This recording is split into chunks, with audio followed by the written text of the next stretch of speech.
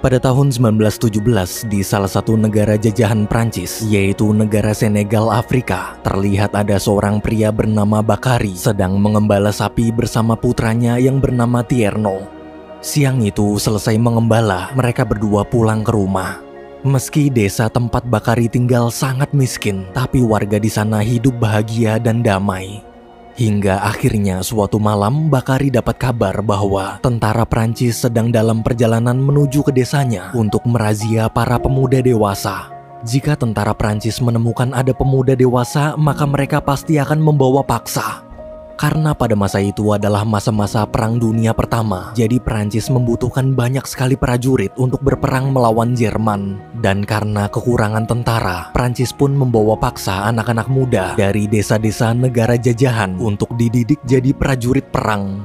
Demi melindungi pemuda desa dari razia, Bakari serta para ayah lainnya berencana membawa putra mereka kabur keluar desa sebelum tentara Prancis tiba.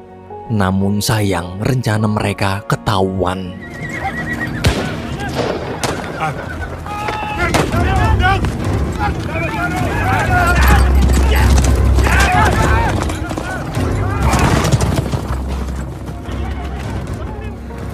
Tierno dan para pemuda lain tertangkap. Mereka lalu dibawa pergi ke kamp pelatihan militer Perancis yang berlokasi di Senegal. Waktu kembali ke desa, Bakari merasa bersalah dan minta maaf ke istrinya karena telah gagal melindungi Tierno. Mendengar itu, istrinya syok tapi tak bisa berbuat apa-apa. Melihat kesedihan di wajah sang istri, Bakari berjanji apapun yang terjadi, dia pasti akan membawa putra mereka pulang. Esok hari, Bakari menyusul ke kamp pelatihan militer Perancis. Ia berencana menyamar sebagai relawan yang ingin bergabung jadi prajurit perang. Di depan kamp pelatihan, setelah memastikan keberadaan Tierno, Bakari pun masuk mendaftar. Beruntung saat diseleksi, dia berhasil mengelabui petugas dengan berpura-pura mengaku usianya masih 30 tahun. Setelah melewati beberapa tes, Bakari dinyatakan lolos. Malamnya, waktu semua prajurit tidur, diam-diam Bakari membangunkan Tierno, kemudian mengajak para pemuda lain ikut kabur juga.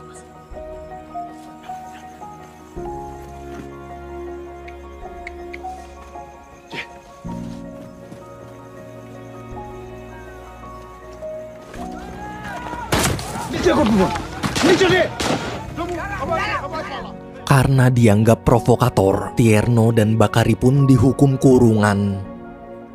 1 minggu berlalu, saat pelatihan perang selesai, semua prajurit dibawa ke negara Prancis.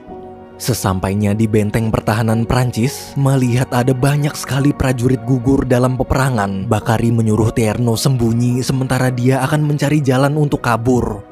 Saat sedang sembunyi, ada salah satu prajurit muda bernama Adam ikutan ngumpet juga bareng Tierno. Setelah berkenalan, mereka berdua jadi akrab. Ketika sedang menunggu, tiba-tiba ada 2 prajurit senior menghampiri lalu memalak Tierno. Bukannya menolong, Adam malah kabur sendirian. Karena melawan, Tierno pun dikeroyok hingga babak belur. Dan semua uang sakunya habis dirampas.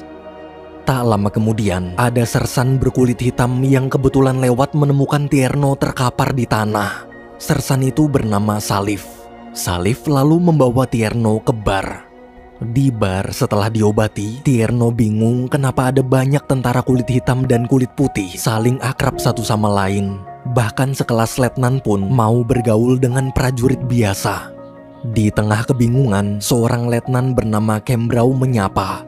Ia menjelaskan di bar ini tak ada sistem hierarki. Seluruh prajurit derajatnya sama karena kita di sini berjuang bahkan mati bersama-sama.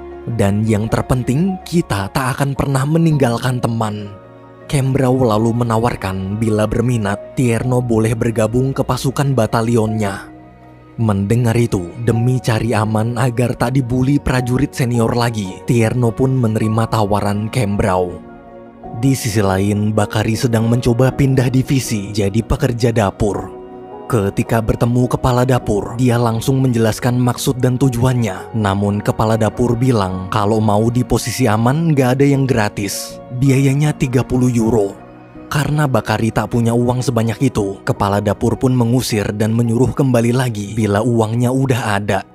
Di tengah obrolan mendadak ada serangan bom dari Angkatan Udara Jerman. Para prajurit lalu buru-buru berbaris menunggu instruksi. Saat berbaris, Bakari menghampiri dan memberitahu Tierno tentang rencananya pindah ke divisi dapur. Tapi waktu tahu semua uang putranya hilang dirampas, Bakari lemas. Tak lama kemudian Kapten datang. Kapten lalu memberi komando sambil menjelaskan kalau besok saat matahari terbit mereka akan melakukan serangan dadakan. Jika berhasil mengalahkan pertahanan terakhir Jerman di wilayah perbukitan, maka Prancis sudah pasti akan memenangkan peperangan ini. Selesai memberi instruksi, seluruh pasukan pun berangkat. Sesampainya di medan tempur, para prajurit bersembunyi dalam parit sepanjang malam. Paginya saat matahari terbit, Kembrau langsung menyuruh pasukannya bersiap. Bakari yang ketakutan lalu menyuruh Tierno dan Adam berdoa bersama sebelum perang. Selama menunggu aba-aba, Bakari terus mengkhawatirkan Tierno. Ia tak peduli Prancis menang atau kalah, yang dia pikirkan hanyalah keselamatan putranya. Ketika Kembrau memberi komando, para prajurit pun mulai menyerang.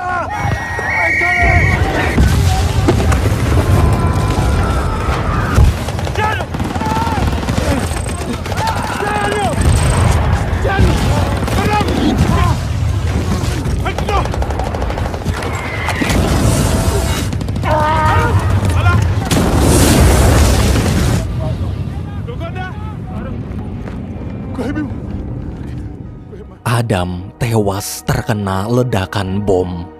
Melihat temannya mati di depan kedua matanya sendiri, Tierno syok. Dengan penuh amarah, dia berlari menyerang.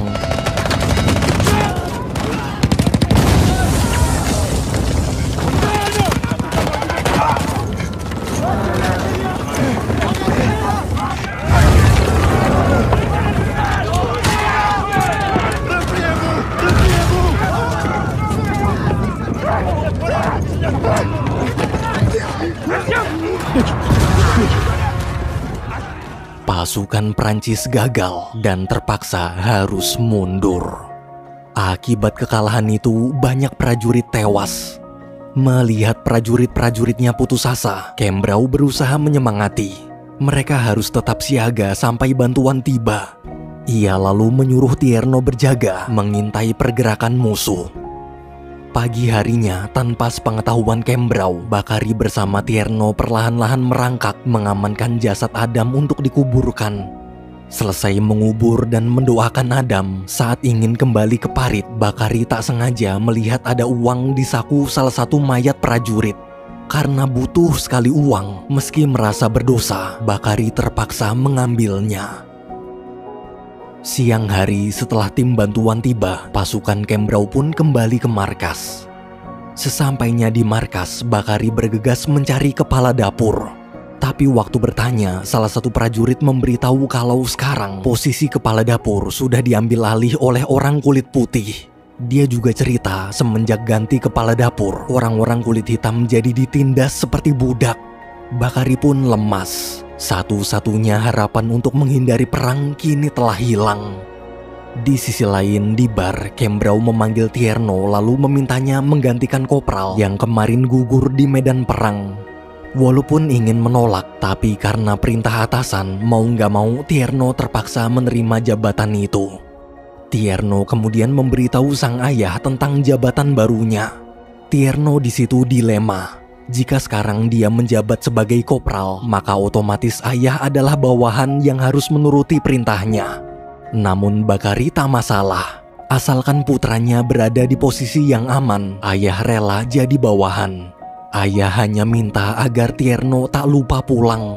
Ingat ibu sedang menunggu di rumah. Mendengar ucapan sang ayah, Tierno lega. Esok paginya setelah resmi menjabat sebagai kopral, Tierno diberikan seragam baru dengan baret merah di lengannya. Waktu memakai baju itu, Tierno merasa sangat bangga. Ini pertama kali dalam hidupnya dia bisa mencapai sesuatu. Ia tak menyangka ternyata seorang pemuda dari desa miskin bisa jadi kopral. Malamnya di kamar saat ingin tidur, Bakari dan Tierno yang rindu rumah saling cerita sambil membayangkan serunya bercanda bersama keluarga di rumah. Di tengah obrolan, Tierno merasa khawatir. Selama mereka berdua tak ada di rumah, apakah ibu dan adiknya baik-baik aja? Bakari pun terdiam merenung. Pagi hari saat para prajurit sedang berlatih merangkak, Kopral Tierno mulai memberi komando. Melihat ayahnya tersangkut di kawat berduri dan terluka, waktu Tierno ingin menolong, Salif melarang. Salif mengingatkan, dalam kondisi sesulit apapun, seorang prajurit harus bisa mandiri.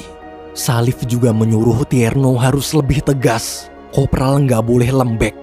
Agar hubungan mereka tak ketahuan, Tierno terpaksa memarahi Bakari, lalu memerintahkannya merangkak ulang sekali lagi. Meski tersinggung di perintah putranya sendiri, Bakari tetap menurut. Sorenya selesai diobati, Bakari diam-diam menyelinap keluar markas untuk mencari jalan pulang. Ketika memeriksa rumah warga, dia tak sengaja bertemu seorang prajurit bernama Barim. Waktu tahu Bakari berencana kabur, Barim pun mengajak kerjasama. Mereka lalu sembunyi dan saling cerita alasan kenapa ingin kabur. Karena punya kesamaan, mereka berdua jadi akrab. Malam hari di kamar, Tierno datang minta maaf ke ayah tentang sikap kurang ajarnya tadi pagi. Melihat ketulusan putranya, Bakari memaafkan. Setelah baikan, Tierno menjelaskan kondisi terbaru di medan tempur dan memberitahu bahwa satu-satunya cara untuk pulang hanyalah dengan memenangkan peperangan ini. Tak ada pilihan lain. Ia minta ayah mengerti dan berhenti berbuat nekat. Sebagai kopral, dia janji akan melindungi ayah sampai perang selesai lalu kita bisa pulang bersama-sama. Namun Bakari menolak, resikonya terlalu besar. Ia kalau hidup, kalau mati dalam perang maka semua akan sia-sia. Dari awal tujuan kita adalah pulang, bukan perang. Ia tak rela bila salah satu di antara kita harus mengorbankan nyawa hanya demi membela Prancis yang telah bertahun-tahun menjajah negara kita. Mereka berdua pun berdebat. Hingga akhirnya karena kesal, Bakari mengusir putranya. Tierno lalu pergi ke bar untuk menenangkan diri. Di sana juga ada Kembrau. Sambil minum-minum, mereka berdua membahas strategi merebut wilayah bukit pertahanan Jerman. Kembrau merasa kekalahan Prancis kemarin pasti gara-gara kita menyerang musuh secara langsung dari depan. Agar tak terulang, Kembrau berencana mengubah taktik. Dia ingin membuat regu khusus berjumlah 10 prajurit. Nantinya mereka akan bergerak terpisah untuk mengambil alih pos komunikasi musuh. Jika berhasil mengacaukan komunikasi musuh, maka kita bisa menghancurkan pertahanan mereka dengan mudah. Kembrau lalu memerintahkan Tierno bergabung ke regu khusus buatannya. Selesai membahas strategi, Tierno nongkrong bersama para kopral lain. Di sisi lain, di jendela kamar, melihat putranya berubah, Bakari sedih. Akibat pergaulan, Tierno yang dulu anak baik-baik, sekarang jadi anak pembangkang yang suka minum-minum. Sebagai ayah, Bakari merasa gagal mendidik putranya. Keesokan malamnya, di tengah hujan deras, pasukan Prancis mulai bersiap menyerang pertahanan Jerman di wilayah perbukitan. Sesuai rencana, semua prajurit menunggu aba-aba di parit, sementara 10 prajurit terpilih termasuk Kembrau, Salif, dan Tierno bergerak diam-diam menuju pos komunikasi musuh. Melihat Tierno pergi, Bakari sangat khawatir. Setelah berjam-jam menunggu, karena Tierno masih belum kembali, Bakari nekat menyusul. Dia berusaha merangkak mendekati pertahanan Jerman. Namun perjalanannya terhenti gara-gara ada seekor rubah terjebak rantai duri. Bakari pun mencoba menolong. Saat berhasil lepas, melihat rubah itu bebas, Bakari tersenyum senang. Ia berharap semoga dia juga bisa bebas dan pulang ke rumah. Ketika kembali ke parit, Barim memberitahu kalau dia punya kenalan seorang prajurit yang bertugas mengangkut mayat. Prajurit itu bersedia membantu kabur asalkan kita membayar mahal. Di tengah obrolan, Kembrau serta prajurit lain kembali. Ternyata mereka semua gagal dan terpaksa harus mundur. Waktu tahu Tierno tertinggal, Bakari marah sampai ingin menghajar Kembrau. Beruntung tak lama kemudian Tierno muncul sambil membawa Salif yang tertembak. Sayangnya nyawa Salif tak bisa diselamatkan. Karena tadi berani melawan atasan, Bakari jadi dihukum kurungan. Dalam ruang parit, Kembrau memanggil Tierno dan mengatakan dia sudah tahu kalau Bakari pasti ayah Tierno. Tierno di situ panik. Untungnya Kembrau tak mempermasalahkan. Ia mengerti wajar Bakari marah karena dia mengkhawatirkan putranya. Tapi dalam peperangan, sikap overprotektif Bakari bisa membahayakan prajurit lain. Jadi mau gak mau, Kembrau terpaksa harus memutuskan untuk memisahkan Bakari ke batalion lain. Mendengar keputusan itu, Tierno hanya bisa terdiam. Esok paginya saat kembali ke markas, karena sekarang posisi sersan kosong, Tierno diangkat jadi sersan menggantikan Salif. Sementara di tempat lain, terlihat Bakari dan Barim sedang berencana mencuri uang di dapur. Setelah cukup lama mengintai, ketika petugas dapur pergi, mereka berdua pun mulai menggeledah.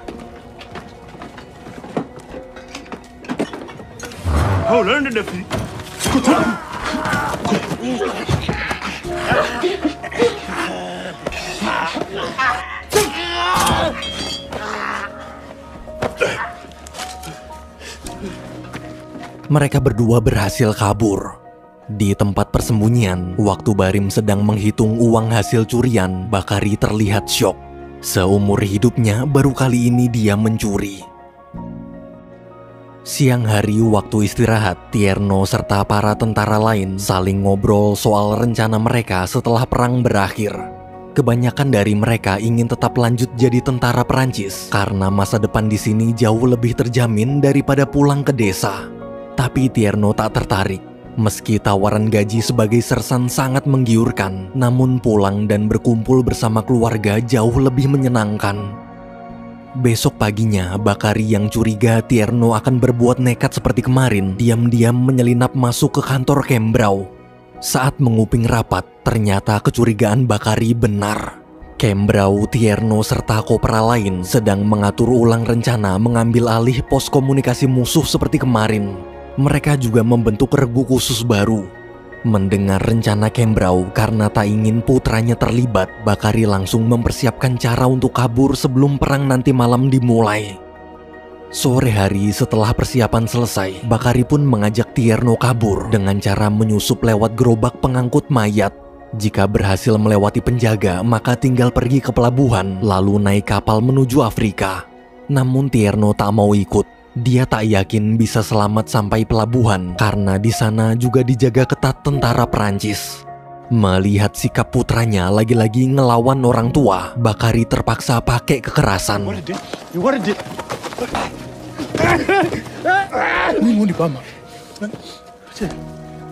Tuh bocah akhirnya mau nurut. Mereka lalu bergegas naik gerobak mayat yang sudah dipersiapkan. Beruntung saat melewati pos, penjaga tak curiga sedikit pun. Rencana pertama sukses. Namun setelah cukup jauh meninggalkan markas, ketika berhenti, Bakari kaget kenapa Tierno nggak ada.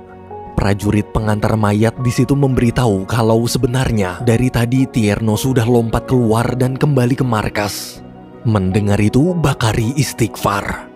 Karena takut Tierno ikut perang, Bakari menyuruh Barim melanjutkan perjalanan sementara dia akan kembali ke markas menyusul putranya.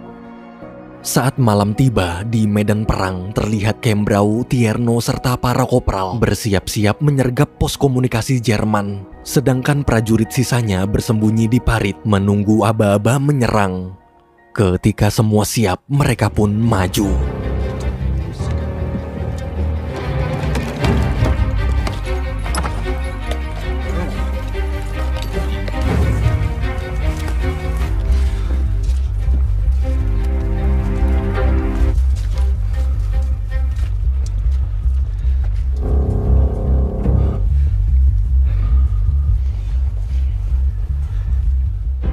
Di sisi lain, waktu baru sampai markas dan mendengar kalau Kembrau telah memulai penyerangan, Bakari pun panik lalu buru-buru menyusul.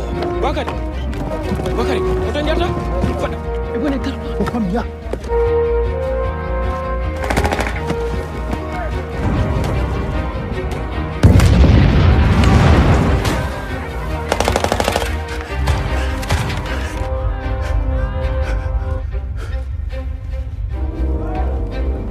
Saat mendekati pos komunikasi musuh, terlihat ada banyak korban berjatuhan.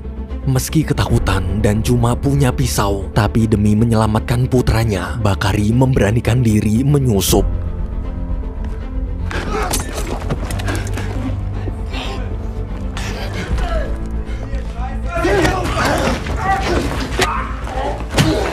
Alhamdulillahnya, Bakari berhasil membebaskan Tierno sekaligus Kembrau. Waktu ingin membawa Tierno pergi, Kembrau melarang sambil menodongkan senapan dan mengancam akan menembak bila melawan perintah atasan. Apapun yang terjadi, misi harus tetap diselesaikan.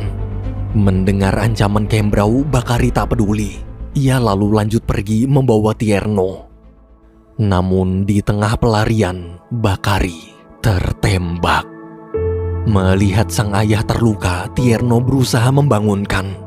Tapi karena peluru menembus organ vital, Bakari tak sanggup lagi berdiri. Dalam kondisi sekarat, Bakari masih tetap memikirkan putranya. Ia berkata, "Pulanglah nak, di rumah ibu sedang menunggu kepulanganmu." Mendengar ucapan sang ayah, Tierno menangis dan memeluknya. Meski perih, dia memilih menurut. Ia terpaksa pergi meninggalkan ayahnya. Melihat kepergian Tierno, Bakari berdoa, semoga putranya bisa bebas dari kejamnya peperangan ini.